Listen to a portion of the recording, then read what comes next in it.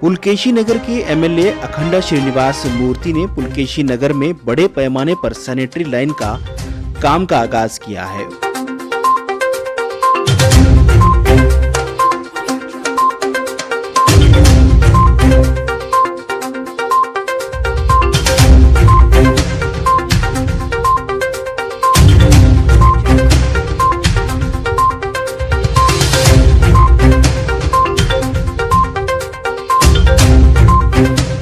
Ward number 31 के अशोक नगर, बसवा नगर, कुशाल नगर, BDA layout, ward number 61 के एसके गार्डन, आईटीआई लेआउट, गोया गार्डन, गांधी ग्रामा और वार्ड नंबर 78 के पुलकेशी नगर हल्के के मुख्तलिफ इलाकों में इस तरह के सैनिटरी लाइन का आगाज़ किया है, जिसमें बड़े पैमाने पर ये काम चल रहा है। और अखंड श्रीनिवास मूर्ति का कहना है कि लगातार वो इस काम को अंजाम दे रहे हैं ताकि जल्द से जल्द जो है मसले का हल हो सके। लगातार पानी के मसले को भी हल किया जा रहा है, क्योंकि पुलकेशी नगर के चंद इलाकों में पानी की किल्लत महसूस की जा रही थी। इस वजह से नए बोरवेल भी डाले गए थे।